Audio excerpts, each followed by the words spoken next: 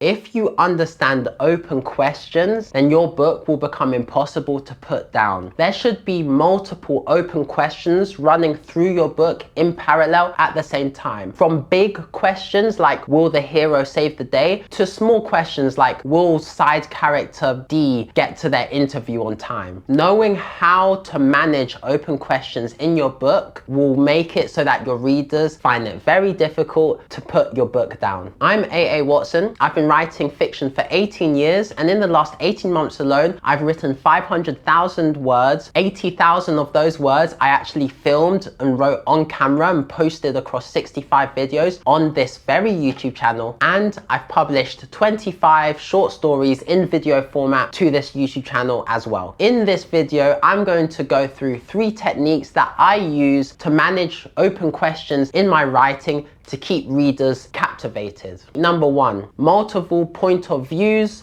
one image. This works when you have multiple point of view characters that you're writing from in your book. The way it works is you have something that all these different point of view characters observe, but none of them have a truthful explanation for. This works especially well because that one image that multiple point of view characters are noticing becomes a giant question that runs through all the different point of views, and the curiosity will just increase and increase within your reader. A perfect example of this is in book 2 of A Song of Ice and Fire, or season 2 of Game of Thrones. They follow the same story, but I'll talk about the book because I'm talking about writing here. At the beginning of book 2, A Clash of Kings, there is a comet, a fiery comet going through the sky. From multiple point of views, from Bran to Arya, Sansa, Tyrion, we all see that they see the comet and they all have different explanations for it. And what's interesting is, for example, in Bran's early chapter, he asks multiple people about it and they all give him a different explanation. While Tyrion finds that some people are calling it one thing, Arya has some people calling it one thing, others calling it another. That just creates so much curiosity about this one image, this comet, that all the point of view characters can see it and yet no one knows what it is. Depending on what your story is about and the tone you are going for, this one image can create dread in the reader or it can create hope in the reader. It depends. I use an example from fantasy. It can be used in any story. It can be anything. The way you use it in your own writing is simply if you have multiple point of view characters and they are all either close in proximity or the image is big enough or grand enough, have them witness it, but don't explain it. Either have many explanations or have no one have any idea, but keep it as a question. And with each point of view that you go through where they witness this image and they don't know and they question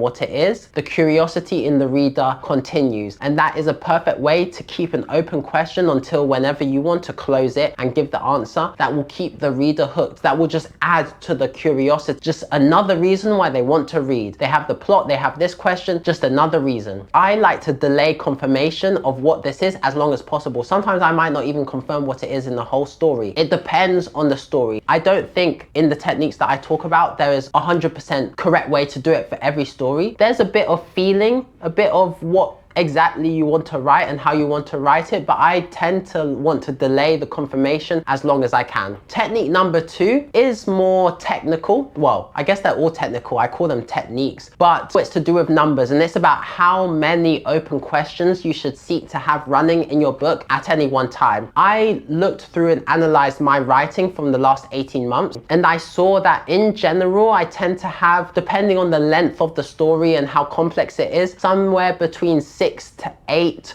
open questions all at the same time. Some of them are small and might be just for a page or for a chapter. Some of them run along the whole book or multiple chapters, but it tends to be 6 to 8. However, I do tend to write big, complex fantasy stories. So I understand that you might not be writing as many point of views or have as much complexity as I tend to write. Perhaps for simpler or shorter stories, maybe 6 to 8 is too many. I recommend probably you don't go below 4 open questions at any one time for any novel length book. So that is 40,000 words or more. Questions don't have to be big, and one question is always going to be the main plot. The reason is that when the main plot question is resolved, the story is coming to an end. The main big question of Lord of the Rings is, will Frodo destroy the ring? After Frodo destroys the ring, the story is coming to the end. It's in its resolution and then it ends. So obviously for the main big plot question, you're not going to resolve that until the end of the book. However, have multiple questions running at the same time that you open and then close and open and close and open and close. Let's say you have a question that closes. I mentioned before, will a character get to their interview on time? Then they get to the interview on time. That question's closed. Now it's, will they perform in the interview? Another question opens. You replace a question with a question. That's how you manage it. The reason this works and keeps the reader engaged and wanting to read is that when you have multiple questions running at any one time, whenever they put the book down, they are leaving multiple questions unresolved. Leaving one question unresolved, okay, not a big deal. 2,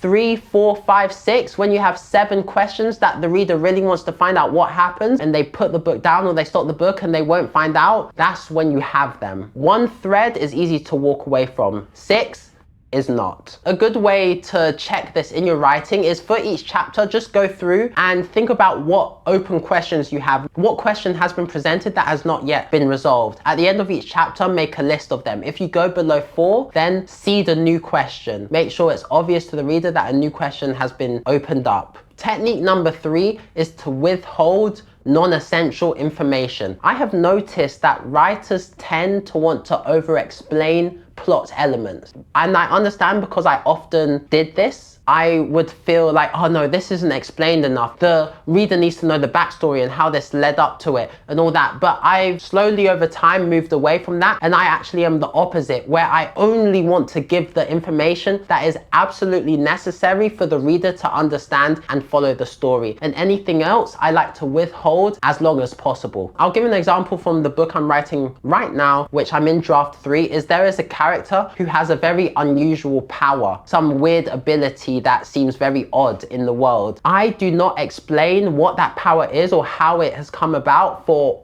almost the whole books. It's not relevant. The character is using this power. All the reader needs to know to be able to follow the story is that the character has the power. I open the question that what is this power? How do they have it? But I don't answer it for a very long time. The reason being is it's not necessary. I only give that information when it is necessary for the reader to progress through the story. It's the same with backstories. Now, I love a good backstory as much as the next writer, okay? We as writers spend so much time on our characters, creating their whole lives, how they were born, their childhood, what they love and hate, their whole backstory. And we sometimes feel the urge that the reader has to know this because we've done it. It's so good. They should know. They should have as much context on the character as we do. But I have learned that that is not necessary. Only give the reader what they absolutely have to know and leave them questioning everything else. That is how you create tension. That is how you keep them reading. Withholding the information often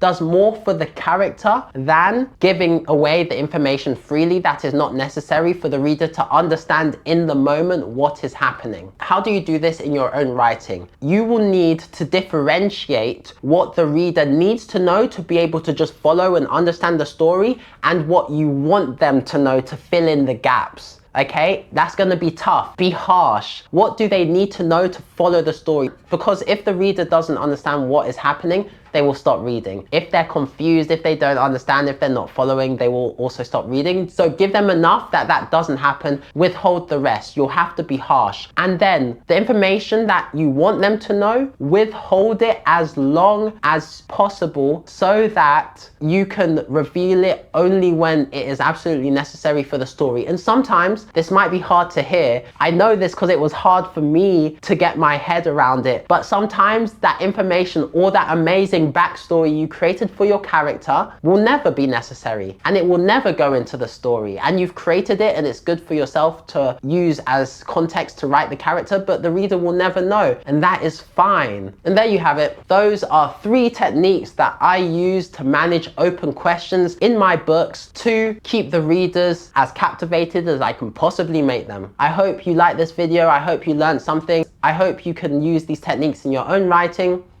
With that being said, AAWatson out.